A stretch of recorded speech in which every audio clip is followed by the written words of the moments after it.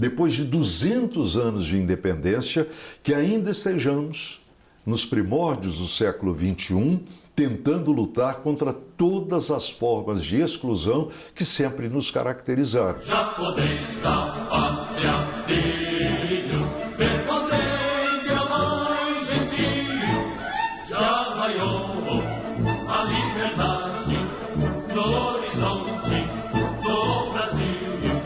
A independência do Brasil de Portugal, formalmente declarada em 7 de setembro de 1822, não representou o começo da redenção para a imensa maioria dos nossos habitantes.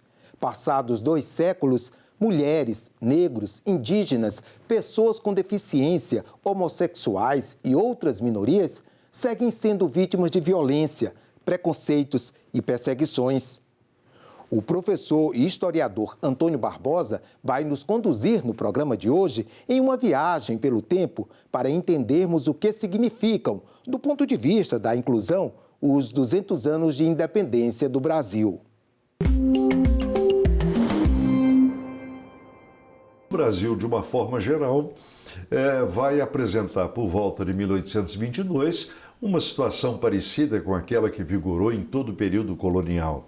É uma sociedade profundamente ruralizada, até porque a economia estava fundamentada na terra, com uma população, se comparada com a de hoje, absolutamente reduzida e esparsa pelo território brasileiro. No caso da inclusão, historicamente o Brasil é uma sociedade excludente. Dói dizer isso, depois de 500 anos de inserção do Brasil no mundo, depois de 200 anos de independência, que ainda estejamos nos primórdios do século XXI, tentando lutar contra todas as formas de exclusão que sempre nos caracterizaram. Uma exclusão que se manifesta na política, na sociedade, nas relações sociais, nas relações econômicas, educacionais e até culturais. A escravatura e o preconceito perduram até hoje? Perfeitamente.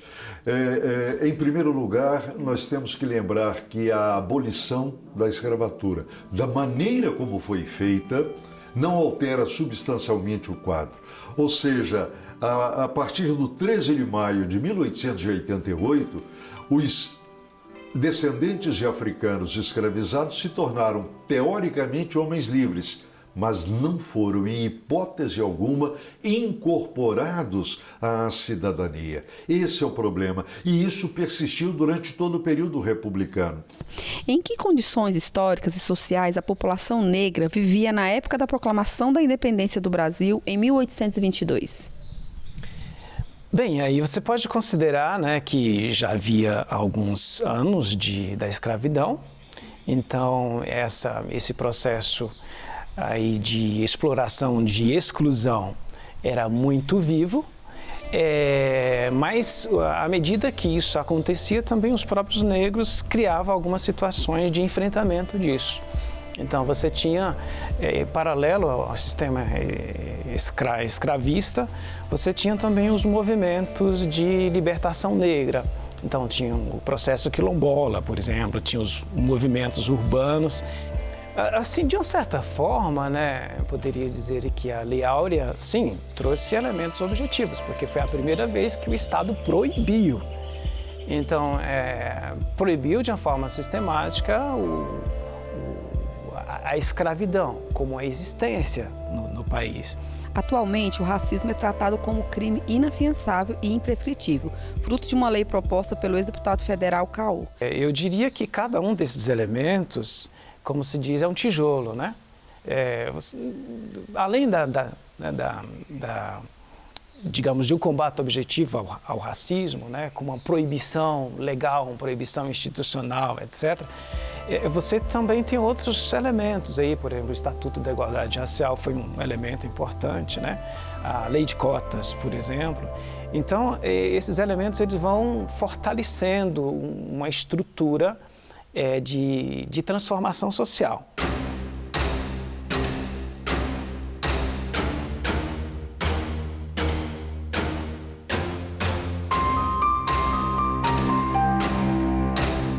Os quilombos, sim, são estruturas negras, estrutura de cultura, de resistência, de conhecimento, mas também de outras pessoas. É um modelo que, sem dúvida, a sociedade pode utilizar para um avanço, né? Um avanço em vários sentidos. Talvez aí que a gente pode falar de progresso. Não um progresso que destrói, mas um progresso que transforma valores. O Brasil foi o último país das Américas a abolir a escravidão e jogou a população negra às margens da sociedade, sem nenhum tipo de política pública, em pleno século XXI. Acredito eu que temos muito a refletir e agir na celebração do bicentenário do Brasil. Um marco no combate à escravidão dos negros, podem crer, foi o Estatuto da Igualdade Racial, não por ser de minha autoria, ele já está há décadas aí. Ele tem sido o farol da liberdade e do combate ao racismo e ao preconceito no Brasil. Nele, temos muita coisa a ser regulamentada ainda, para que ele seja plenamente aplicado como um instrumento de políticas afirmativas de liberdade, fraternidade e de solidariedade. E o atendimento ao menor, isso existia nessa época? Na colônia, nem pensar. No Império, também não. É na República que começam a surgir movimentos tímidos no sentido de proteger esse menor ou desvalido ou esse menor mais vulnerável. Nesse sentido, talvez mais do que a ação do Estado, aconteceu entre nós algo que na Europa vinha desde a Idade Média. As instituições religiosas, e aqui eu falo basicamente da Igreja Católica, com seus mosteiros, com seus conventos, com seus seminários, procurando abrigar essa infância exposta. Historicamente marcado pela violência e o desrespeito aos direitos, o Brasil só começou realmente a despertar para a proteção das minorias com a Constituição de 1988, que trouxe os princípios de igualdade e de respeito à dignidade humana. A população LGBTQIA+, é um dos grupos que mais tem sofrido perseguições e preconceitos, sendo inclusive vítimas de assassinato. O movimento em defesa da vida dessas pessoas tem conseguido importantes vitórias. Chegamos nesses 200 anos de independência do Brasil com muitas coisas para comemorar. 8 anos depois da independência, em 1830, o sexo entre pessoas do mesmo gênero foi descriminalizado no Brasil. Então foi um marco, isso pouco tempo depois da independência. Outro grande marco nessa caminhada, demorou bastante, mas em 1985, o Conselho Federal de Medicina do Brasil tirou a homossexualidade do rol de doenças. Outra conquista fundamental, 5 anos antes que o mundo fizesse. O Brasil foi pioneiro. Nesses 200 anos, a gente comemora agora, em 2022, o Brasil é simplesmente o segundo país do mundo no ranking mundial de direitos. A gente é exemplo em direitos LGBTs no mundo. Hoje no Brasil, o reconhecimento do casamento, a adoção, doação de sangue é permitida, a homofobia, a discriminação contra pessoas LGBTs é crime. Então a gente tem muitas conquistas. Então é uma celebração que a gente tem em 2022 chegar nessa caminhada, constatar o quanto o Brasil caminhou. Demorou bastante para acontecer, mas quando aconteceu, isso tem mais ou menos uma grande intensidade legal nos últimos anos, nos últimos 10, 15 anos, então a gente pode chamar de revolução arco-íris. O desafio hoje é efetivar todas as leis que conquistamos. Durante muito tempo, o movimento LGBT, a comunidade LGBT do Brasil lutou por direitos, a gente conquistou esses direitos, está na legislação, está isso posto para a sociedade e agora é efetivá-los e também avançar na questão da assistência social para pessoas de baixa renda e situação de maior vulnerabilidade. E a evolução dos direitos da mulher? Como é que o senhor vê? Pois é, aconteceu com a mulher no Brasil algo muito similar à posição de subalternidade da mulher na história mundial. Isso vem desde a antiguidade. No Brasil colônia, isso se consolidou, isso se cristalizou e não foi alterado a partir do momento em que o Brasil se torna independente. É no século XX e, portanto, já no período republicano, que nós vamos ouvir vozes se levantando para exigir que essa posição subalterna da mulher fosse alterada. Na independência, isso ficou claríssimo. Em primeiro lugar, uma figura que foi praticamente apagada da historiografia e que só agora está emergindo, que é a princesa Leopoldina. Ela era regente quando Dom Pedro estava visitando províncias, sobretudo a de São Paulo, e é ela que recebe as decisões do parlamento português recolonizando o Brasil. Não há outro tempo para definir as ordens que vinham de Lisboa. E é ela, ao lado de Zé Bonifácio, quem toma a decisão. Se é assim, vamos proclamar a independência. A Bahia comemora o dia 2 de julho como a sua festa nacional, a sua data nacional. Bem, falar em festa na Bahia é redundância, mas o 2 de julho é um feriado extraordinário para os baianos. Por quê? A independência foi proclamada no 7 de setembro de 1822. As tropas portuguesas na Bahia reagiram e não aceitaram a independência. Começa a guerra. Só no dia 2 de julho do ano seguinte, portanto quase um ano depois, 1823, é que os baianos conseguiram expulsar as tropas portuguesas do Recôncavo. E aí sobressaem duas mulheres. A Sora Angélica, que se colocou à frente do convento que ela dirigia para impedir a entrada das tropas portuguesas e vai ser assassinada. Maria Quitéria, movida certamente por um senso que hoje nós chamaríamos de patriótico, vai se vestir de homem para incorporar as tropas brasileiras na luta contra os portugueses. É muito interessante a gente analisar todo o histórico do papel da mulher desde o Brasil colônia até os dias de hoje. Naquela época, o papel jurídico da mulher era de subalternidade e subserviência ao seu senhor e dono, que era o homem, né? Então o homem tinha direito de vida e muitas vezes até de morte sobre a vida dessa mulher. Olha, nós temos um histórico, uma evolução de leis que chegamos aonde nós estamos, ainda numa situação difícil, mas porém com grandes avanços. Nós temos aí, em 1962, curiosamente no dia 27 de agosto, no dia do meu aniversário, foi promulgado o Estatuto da Mulher Casada.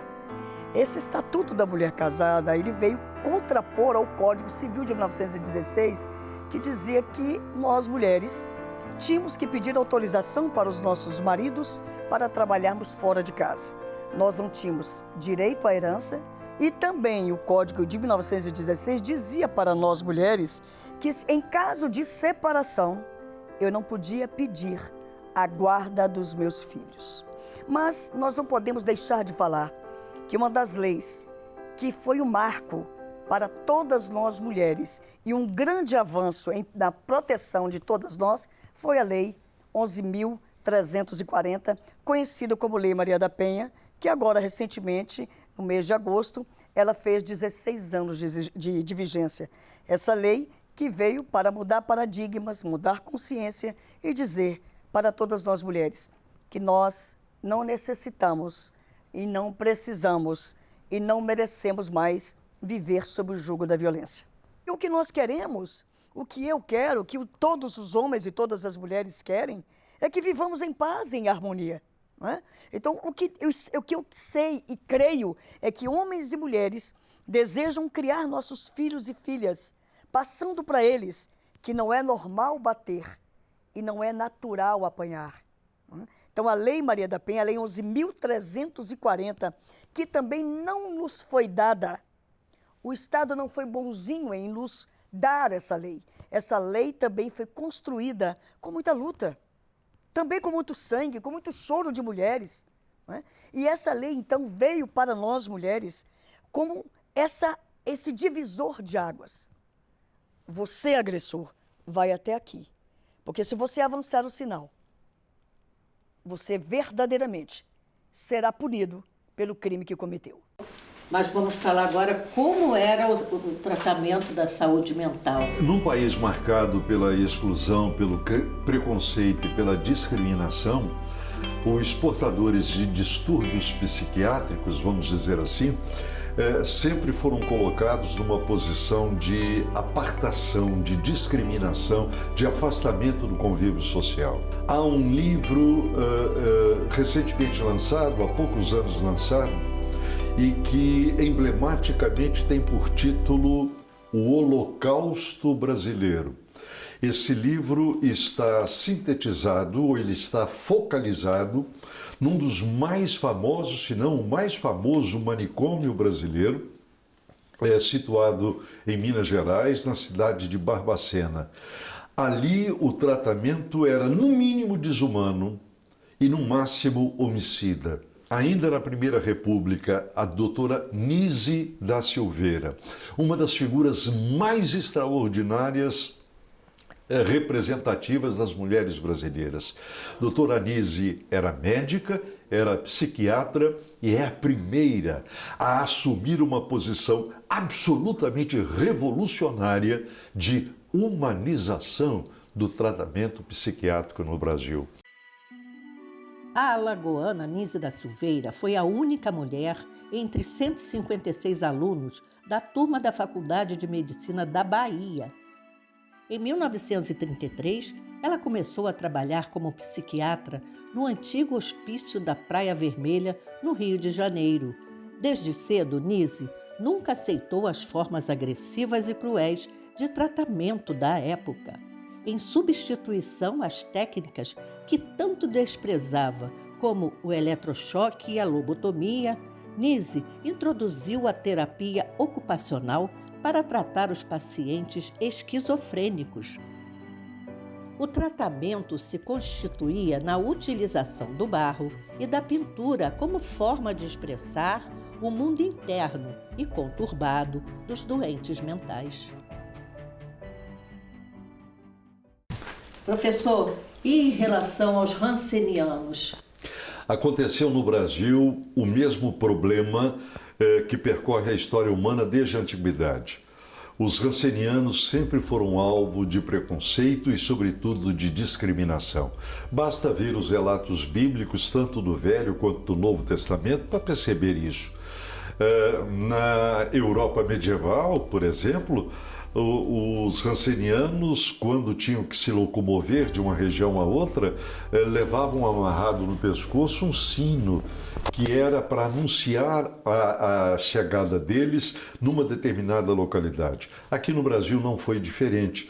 A hanseníase foi tratado historicamente como um mal contagioso em relação ao qual as pessoas ditas sadias deveriam manter distância. São mais de 200 anos de hanseníase no país, né? A hanseníase veio do país trazida pelos navios, né, da Europa, né, seja ali de Portugal, né, da França, enfim, todos esses colonizadores que vieram para o Brasil trouxeram a hanseníase que não existia no Brasil. E foi nesse período também que a gente teve que a doença se espalha pelo país afora. Então é preciso que a gente tenha essa consciência. O Brasil tem uma dívida histórica, né? Muito se avançou nesses 200 anos da independência, temos 200 anos de hanseníase, em muitos anos que o Brasil é o primeiro lugar do mundo em incidência da doença e segundo número absoluto de casos. Precisamos não esquecer da hanseníase. Precisamos olhar para a hanseníase e colocar ela na agenda pública, na agenda política, como uma necessidade de avanço da humanidade, acabar com essa doença e olhar para as pessoas. Em julho de 2015, entrou em vigor o Estatuto da Pessoa com Deficiência. A lei é destinada a assegurar e a promover, em condições de igualdade, o exercício dos direitos e das liberdades fundamentais da pessoa com deficiência. O senador Paulo Paim é o autor do Estatuto. Há 200 anos, o Estado não se preocupava com as pessoas com deficiência que viviam à margem da sociedade. Entre 1800 e 1960, tínhamos apenas iniciativas isoladas, com forte visão assistencialista, como a inauguração do Instituto Benjamin Constant para a Educação de Cegos e do Instituto Nacional de Educação de Surdos. Nesse período, também foi criado em Canoas, aqui onde moro, no Rio Grande do Sul, o Instituto Pestalozzi.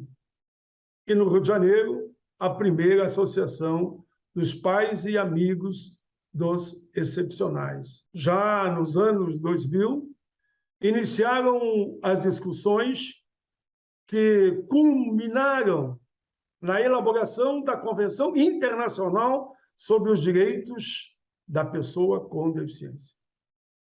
Me lembro que na aprovação também do Estatuto da Pessoa com Deficiência de nossa autoria. A aprovação do Estatuto foi um marco legal que significou a grande mudança, trazendo um novo olhar às pessoas com deficiência. Em relação aos índios, o que nós temos hoje para os índios comparado com 200 anos atrás? Pois é, não apenas comparado com 200 anos, mas há 500 anos. No início da colonização, houve um processo de dizimação dos nossos índios. E o detalhe é que essa dizimação, essa espécie de genocídio, não é apenas material, não é apenas físico, mas é também espiritual. O que eu quero dizer com isso? A cultura dos nossos povos, como chamamos hoje originários, era uma cultura diversificada, de grande complexidade e extremamente rica, pois ela foi abafada, ela foi silenciada, num processo similar ao que aconteceu com os africanos que vieram para cá escravizados. Em 1822 foi uma época muito difícil, porque nós já estávamos com direitos restringidos, né? Muitos povos já tinham sido dizimados, né? Para se ter noção, nós somos uma diversidade muito grande hoje, mas antigamente era muito maior. Nós tínhamos uma população, né, que é o quádruplo, o sextuplo do que é hoje. Para os povos indígenas, a gente não tem nada do que se comemorar. São 200 anos de independência do Brasil. E nós estamos aqui há mais de 500 anos, há mais de 1.500 anos, né? Nós somos originários daqui. Sempre estivemos aqui. Então é como se fosse uma maneira, né, do Estado apagar a nossa história, né, que vem sendo apagado diariamente. Nós estamos reconquistando esses espaços, né, de luta, então de disputa, né. Essas eleições são históricas porque é o ano em que mais tem candidaturas indígenas no Brasil inteiro. Então isso mostra que estamos querendo ocupar esses espaços de poder. Na academia já ocupamos e vamos ocupar ainda mais. A representatividade hoje no Congresso Nacional envolvendo mulheres, negros e índios, como é que o senhor vê todo mundo junto? Eu diria que a representatividade no Congresso Nacional, envolvendo aí o Senado, que representa os estados, e a Câmara dos Deputados, que representa o povo de uma forma geral, ainda está muito aquém do que deveria ser. Se nós levarmos em consideração que, pelos dados oficiais, cerca de 52% de nossa população é formado por negros e pardos, ainda temos muito poucos nas duas casas do Congresso Nacional, nas assembleias legislativas, nas câmaras municipais e nas 3 instâncias do Poder Executivo. Costumo dizer que lugar de mulher é onde ela quiser. E a política é um espaço que requer a participação feminina. Quem melhor que a gente para debater políticas públicas que tratam diretamente do nosso dia a dia? A presença da mulher no parlamento já contribuiu para aprimorar as leis. Nas últimas décadas, garantimos maior proteção contra vários tipos de violência. Leis trabalhistas mais compatíveis com a nossa dupla jornada, mais igualdade de gênero, entre outras. Acontece que mais conquistas só podem vir com mais participação. Nós temos uma representatividade ainda pífia, se considerarmos o número de mulheres deste país. Se considerarmos também o número de mulheres e homens eleitores e eleitoras deste país. Além de sermos a maioria no Brasil, além de sermos a maioria de mulheres também aqui no Distrito Federal, somos a maioria dos eleitores do Distrito Federal e deste país. Ora, em sendo assim, o que nós temos hoje de representatividade no Parlamento e aqui especificamente no Distrito Federal, na Câmara Legislativa, ainda está muito longe de alcançarmos aquilo que desejamos e aquilo que a democracia exige. Porque é impossível falarmos em uma democracia e um Estado pleno de direito sem a participação daquelas que são a maioria neste país. Eu penso que a nova república, né, esse cenário político construído de 1988, após o fim da ditadura para cá, ela, de certo modo, foi a síntese ali de lutas históricas do povo brasileiro, de setores da sociedade brasileira, indígenas, mulheres, a população de origem africana, preta e negra, no sentido de pressionar esse Estado pelo reconhecimento dos seus direitos, né? E para a construção aqui de um efetivo Estado democrático de direito. O senhor acha que o Brasil é um país inclusivo? Historicamente, o Brasil é um país excludente.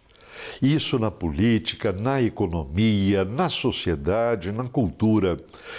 Talvez pela forma como ele foi colonizado, talvez pela forma como há 200 anos ele conseguiu a sua independência e estabeleceu um determinado padrão, um determinado projeto de Estado Nacional, explique o fato de que parcelas majoritárias da nossa população tenham sido sempre colocadas à margem.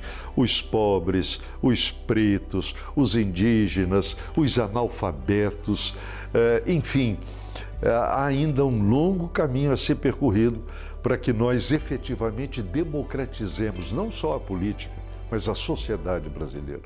O Inclusão termina aqui. Se você quiser rever este programa, é só acessar o site da TV no endereço senado.leg.br/TV ou no canal da TV Senado no YouTube. Obrigado pela companhia e até a próxima.